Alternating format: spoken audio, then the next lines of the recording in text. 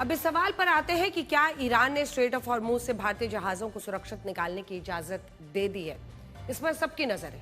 यह सवाल इसलिए पूछा जा रहा है क्योंकि आज युद्ध के बीच भारत का समुद्री जहाज शिवालिक कतर से गैस लेकर गुजरात के मुंद्रा पोर्ट पर पहुंच गया है। ये इस युद्ध में स्ट्रेट ऑफ हॉर्मुज को पार कर भारत पहुंचने वाला पहला समुद्री जहाज है, जिसमें 46,000 मीट्रिक टन एलपीजी है, जो 32,40,000 रसोई गैस सिलेंडर्स के बराबर बताई जा रही है। अभी हमारे देश में हर दिन लगभग 77 लाख सिलेंडर्स बुक हो रहे हैं और इस हिसाब से ये जहाज एक दिन में बुक होने वाले 42% सिलेंडर्स की मांग पूरी कर सकता है। और ये पहला जहाज जरूर है जो स्ट्रेट ऑफ हॉर्मुज को पार करके आया है, लेकिन ये आखिरी जहाज नहीं होगा। कल सुबह एक और LPG career Nanda Devi Qatar से भारत आ रहा है और इसमें भी लगभग 46,000 मीट्रिक टन एलपीजी है, जिससे 32,89,000 सिलेंडर्स की मांग पूरी की जा सकती है। एक और जहाज है लाड़की, जो 80,800 मीट्रिक टन कच्चा तेल लेकर भारत आ रहा है और ये जहाज भी कल तक माना जा रहा है कि गुजरात पहुंच जाएगा। इनमें एलपीजी लाने वाले दोनों जहाजों ने 14 मार्च को स्ट्रेट ऑफ हॉर्मुज को पार किया था और अब बड़ा सवाल यह है कि क्या ईरान आगे भी भारत के और जहाजों को स्ट्रेट ऑफ हॉर्मुज पार करने की इजाजत देगा। भारत के विदेश मंत्री एस जयशंकर ने कहा है कि ईरान के साथ सीधे बातचीत से भारतीय जहाजों को स्ट्रेट ऑफ हॉर्मुज से गुजरने में मदद मिली है।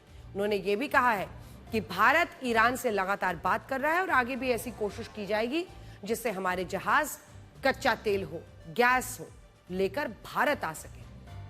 मैं बड़ी स्क्रीन पर आपको दिखाना चाहती हूं कि भारत के अभी कितने जहाज हैं और ये कहां कहां पर फंसे हुए हैं, जिस पर इस वक्त हमारी नजर होनी चाहिए।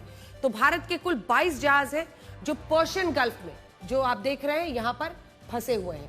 ये स्ट्रेट ऑफ हॉर्मुज ऊपर में, ये पर्शियन गल्फ आप देख रहे हैं और हॉर्मुज के पास भारतीय जहाज जो फंसे हुए हैं वो हम एक एक करके आपको दिखा रहे हैं। 7 एलपीजी कैरियर्स हैं जो रसोई गैस लेकर आ रहे हैं, 7 ऑयल टैंकर्स हैं जो कच्चा तेल लेकर आ रहे हैं, जबकि 4 कंटेनर शिप्स हैं, 2 बल्क कैरियर जहाज है, एक टग बोट है, एक जो है वो ड्रेजर जहाज है। इनमें टग बोट बड़े जहाजों के बंदरगाह में खींचने और घुमाने में मदद करती है, जबकि ड्रेजर जो जहाज है वो समुद्र के तल से कीचड़, रेत और मिट्टी निकालकर रास्ता गहरा करने का काम करता है ताकि बड़े जहाज आसानी से आ जा सकते हैं। अब तक अगर आप देखिए तो ईरान ने पिछले एक हफ्ते में भारत के 2 जहाजों को स्ट्रेट ऑफ हॉर्मुज पार करने की इजाजत दी, लेकिन अभी जो फंसे हुए हैं, देश गरिमा, अर्णव, एजे विक्रम, देश सुरक्षा, green Asha, BW loyalty, green Sanvi, pine gas, Vasant, वैभवेन, देश विभोर संभवतः पास और प्रकाश संभवतः पास, ये वो जहाज हैं जो अभी फंसे हुए हैं। ये जो 22 जहाज फंसे हैं, इन्हें ईरान आगे भी निकालने की इजाजत देगा या नहीं, इस पर अभी कोई फैसला नहीं हुआ है, लेकिन उम्मीद यही है कि ऐसा हो जाएगा। इसके अलावा यहाँ ये बात भी बड़ी है कि भारत के अलावा ईरान ने पाकिस्तान का सिर्फ एक, तुर्की का भी एक जहाज स्ट्रेट ऑफ हॉर्मुज पार करने की इजाजत दे दी है, जबकि बाकी देशों के जहाजों के लिए ईरान ने स्ट्रेट ऑफ हॉर्मुज को अघोषित रूप से बंद किया हुआ है। भारत के एलपीजी के घरेलू उत्पादन को 36% बढ़ाया गया है और लोगों को लगातार एलपीजी सिलेंडर की डिलीवरी की जा रही है। गूगल प्ले स्टोर, एप्पल के ऐप स्टोर पर भारत में जिस ऐप को सबसे ज्यादा डाउनलोड किया जा रहा है वो है एपीपी, इंडियन ऑयल ऐप। लोग इंडियन ऑयल का रसोई गैस सिलेंडर ऑनलाइन बुक कराने के लिए इस ऐप को डाउनलोड कर रहे हैं। तो जो एक बार वापस जाइएगा, दरअसल जो ये ऐप डाउनलोड किया जा रहा है वो इंडियन ऑयल का ऐप है।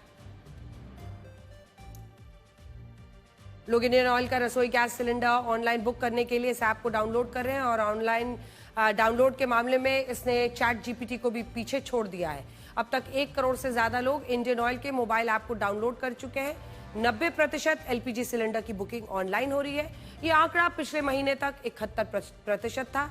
इससे आप ये भी समझ पाएंगे कि भारत के लोग अपने रसोई गैस सिलेंडर को लेकर काफी चिंतित हैं और जिनके सिलेंडर्स अभी खाली नहीं हुए हैं वो भी नया सिलेंडर खरीदकर घर में, क्योंकि लोगों को लग रहा है कि अभी ये युद्ध लंबा खींचेगा, तो वो रखना चाह रहे हैं। जिस वक्त भारत का एक समुद्री जहाज एलपीजी लेकर गुजरात के मुंद्रा पोर्ट पर पहुंचा, तब अंतर्राष्ट्रीय न्यूज एजेंसी रॉयटर्स ने एक बड़ा दावा किया। रॉयटर्स का कहना है कि इस युद्ध की शुरुआत से पहले फरवरी महीने में भारत ने ईरान के 3 समुद्र जहाजों को जब्त किया था। ये रॉयटर्स का दावा है।